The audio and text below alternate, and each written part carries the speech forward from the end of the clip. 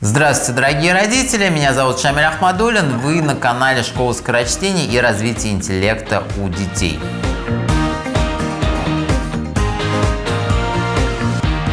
В сегодняшней программе мы поговорим про проблемы с мотивацией ребенка и о способах, как эти проблемы решать. Итак, проблемы с мотивацией. Много очень в интернете различной информации, как мотивировать ребенка, какие ему поощрения делать, подарки, бить, не бить, в общем, куча споров. Давайте разбираться с точки зрения науки. Итак, с точки зрения науки у нас есть следующая информация. У человека, как у любого животного, каковым мы являемся, есть три базовые потребности. Это потребность в безопасности, то есть нам нужно поесть, нам нужно где-то спать, мы хотим, чтобы нас другие хищники не съели, и мы хотим, чтобы все с нами было в порядке. Это потребность в безопасности. Вторая потребность – это потребность в продолжении рода, так называемая сексуальная потребность. Вкратце, расскажу, что ни мальчикам, ни девочкам объяснять не нужно, в каком-то определенном возрасте мальчики начинают интересоваться девочками, девочки интересоваться мальчиками. Это генетически заложенная в нас потребность, с которой мы ничего сделать не можем. И третья потребность – это иерархическая потребность. То есть человек хочет в иерархии, в своей фактически стае занять наиболее высокое положение и как-то продвинуться. Это, то есть, абсолютно нормально, и мы в реальной жизни видим кучу проявлений этой иерархической потребности. Борьба за власть, покупка всяких дорогих гаджетов, модных аксессуаров и так далее. То есть, что такое покупка айфона? Это демонстрация фактически другим нашим соплеменникам, что мы их лучше, круче. То есть, это такой способ продемонстрировать, что мы в социальной лестнице продвинулись чуть выше них. Еще раз чуть-чуть поясню, для того, чтобы на примерах вам стало понятнее. То есть, например, деньги мы зарабатываем для того, чтобы нашу потребность в безопасности закрыть.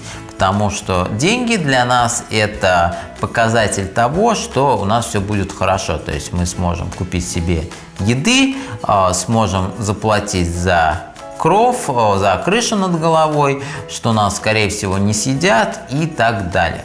Проявление сексуальной потребности вы также видите, фотографии в Инстаграме, не совсем, скажем так, обнаженные, только потому, что политика Инстаграма такие фотографии бы блокировала, такие аккаунты закрывала.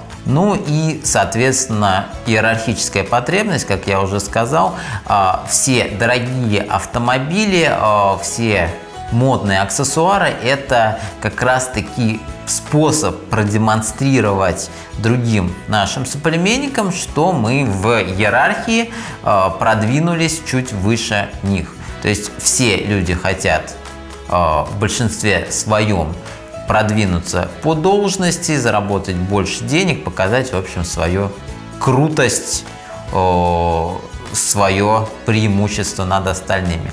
Это абсолютно нормально, это в нас заложено генетикой, то есть против природы, извиняюсь за выражение, не попрешь.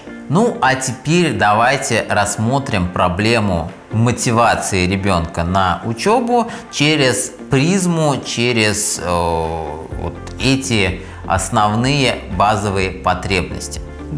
Потребность в размножении мы сразу отбросим, то есть она нам особо не помощник.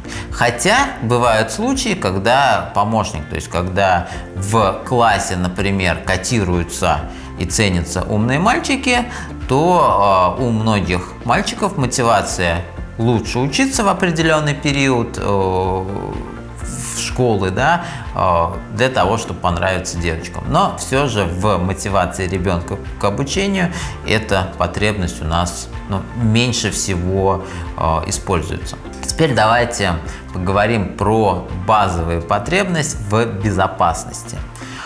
Эта потребность очень долгий период человеческой истории использовалась по полной программе. Многие из вас, скорее всего, читали Тома Сойера и прекрасно помнят, как учитель раздавал розги ученикам за то, что они не подготовились к уроку, либо плохо себя ведут. То есть телесные наказания, страх за свою безопасность, страх за свою физическую безопасность был как раз-таки таким способом мотивацию ребенка к учебе поднять. И при при всех его минусах он работал, потому что если бы он не работал, такой достаточно длинный период в истории, да, его бы не использовали. Но мы его, естественно, использовать не можем, соответственно, у нас остается единственный один способ, это как раз-таки иерархическая потребность. Итак, что же делает наша иерархическая потребность, да? Для ребенка важно быть крутым. Важно быть крутым среди других детей. Например, у нас в школах скорочтения великолепно работает система, когда мы раздаем за выполнение каких-то заданий, выполнение домашней работы, за какие-то успехи ребенка печати. И за эти печати ребенок в дальнейшем может потом на аукционе купить какие-то подарочки для себя. Это прекрасно работает. Почему? Потому что результат достаточно близок, то есть ребенок сразу видит результат своей работы, во-первых, а во-вторых, работает по полной программе его иерархическая потребность, то есть он хочет вот эти атрибуты получить лучше, чем у других. То есть вот мотивация ребенка, дополнительная мотивация ребенка с помощью каких-то вот таких пряничков, она работает очень-очень хорошо. И главное продумать правильно эту систему, то есть ребенок должен понимать, что он зарабатывает, за какие действия, сколько условно баллов он получит и что он сможет получить за эти баллы. Многие родители пытаются мотивировать своего ребенка, обещая в дальнейшем какой-то подарок, какой-то приз, например, закончи эту четверть без троек и получишь Sony PlayStation. Это очень плохой способ мотивации. Почему? Потому что такая мотивация не работает. Во-первых, для ребенка четверть это несколько месяцев, очень длительный период времени. Некоторые родители делают вообще огромную ошибку, говорят, закончи год без троек и, соответственно, получишь какой-то значимый подарок. Мотивация ребенка очень быстро скатывается к нулю. Почему? Потому что год это для, например, 8-9-летнего ребенка нереально длинный процесс, длинный период, который наступит когда-то совсем не скоро. Да? Например, ребенку 9 лет, 5 лет, 4-5 лет из своей жизни он не помнит, не осознает. Соответственно, у нас где-то 4-5 лет полноценной жизни, и мы ему говорим, что сделай там то-то, через 20% этого времени получишь там какую-то конфетку. Поставьте себя на его место, да. Например, если вам сейчас около 40 лет, то есть, соответственно, 20% от 40 это у нас 8 лет. Когда вам говорят, сделай то-то, через 8 лет получишь что-то. Даже мы, взрослые люди, для нас 8 лет это когда-то совсем не скоро. Соответственно, для ребенка это не работает. Тем более, как только у ребенка наступит какая-то, скажем так, какой-то затык, какая-то проблема, то есть у него будет выбор между тем, что сделать домашнее задание или поиграть в компьютерную игру, то он выберет, скорее всего, компьютерную игру. Ну, потому что компьютерная игра, удовольствие он получит сейчас, а вот за успешную учебу когда-то потом. И ребенок начнет делать следующее. Он будет потихоньку обесценивать значение приза для своей жизни. Ну, так устроен мозг, когда мы что-то не можем получить, мы начинаем это обесценивать. Поэтому ценность этого Sony PlayStation для ребенка будет падать каждый день. А, соответственно, он устремит эту ценность к нулю после того, как столкнется с какой-то проблемой. Поэтому делать нужно абсолютно по-другому. Вы можете договариваться с ребенком на, во-первых, более короткий срок, например, на четверть. Во-вторых, да, вы можете давать ему какой-то приз, например, тот же Sony PlayStation, да, например, у вас должны быть условия, что закончи четверть без троек и получишь этот Sony PlayStation. Во-вторых, задача для ребенка должна быть выполнимая. Ну, то есть, если он троечник, у него несколько троек, и он дополнительные усилия реальные приложит, то он может стать ударником. То есть мы не ставим ребенку слишком легкую задачу. То есть если он сейчас ударник и ему нужно выйти ударником, дополнительных усилий от ребенка никаких не требуется, да?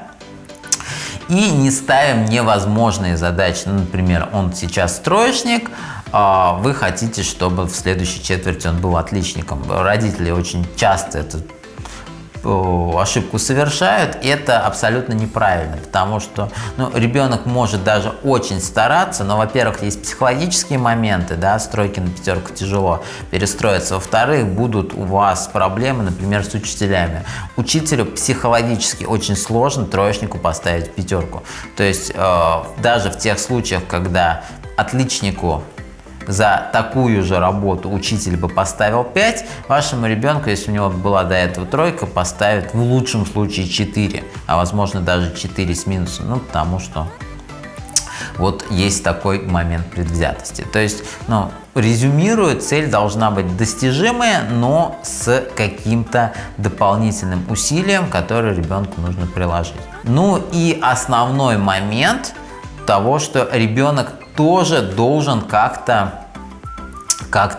условно поплатиться, если он это условие не выполнит. Потому что та договоренность, когда если ребенок что-то сделает, он что-то получит, а если не сделает, то, соответственно, просто не получит. Это неправильно. То есть мы с ребенком подписываем такой договор. Про договор скажу чуть позже, да, что если результат получается, ребенок получает Sony PlayStation. Если не получается, то он делает какое-то задание по дому. Например, 3 месяца моет посуду. То есть это должно быть достаточно какое-то серьезное домашнее дело, которое требует приличных усилий. То есть мы у ребенка тренируем ответственность и навык того, что он отвечает за свои слова. Мы это ребенку предлагаем и подписываем договор. То есть договор нужно подписывать с обоюдного согласия. То есть не нужно ребенка ставить перед фактом, что вот если что-то не то, будешь делать так-то. То есть ребенок должен самостоятельно, как взрослый человек, принять эти ваши условия. Ребенок соглашается, окей.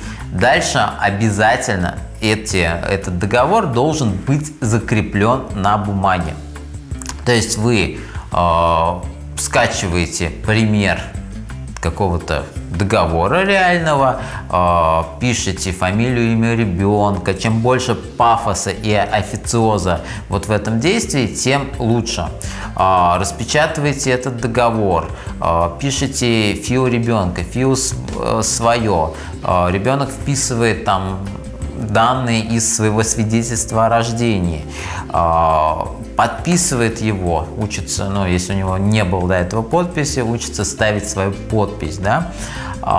Вы подписываете, он внимательно читает договор, подписывает еще третий человек, да, какой-то, ну, если вы мама и заключаете договор с ребенком, то это должен быть не папа, третий человек, а кто-то, ну, совершенно левый, перед которым ребенку будет реально стыдно, если он, ну, условия договора не выполнит. То есть вот такой официоз, он великолепно работает.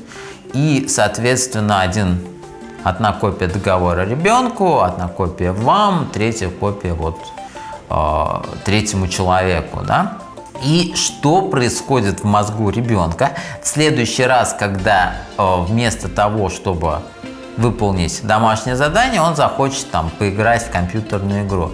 Он вспомнит о договоре, он вспомнит о том, что как-то не то, как-то ему будет некомфортно, во-первых, 3 месяца, например, мыть посуду, и от условий отходить тоже как-то не в комфортном, ну, потому что у вас есть бумага, он ее подписал, ребенку не хочется выглядеть каким-то нечестным, нехорошим, да, ни в ваших глазах, ни тем более в глазах какого-то важного для него человека. И, соответственно, это будет его мотивировать. То есть должно быть не только мотивация чего-то впереди, но и мотивация сзади, которая в моменты тогда, когда ребенок, ну, будет обесценивать, да, свой приз, свой подарок, она будет его подталкивать.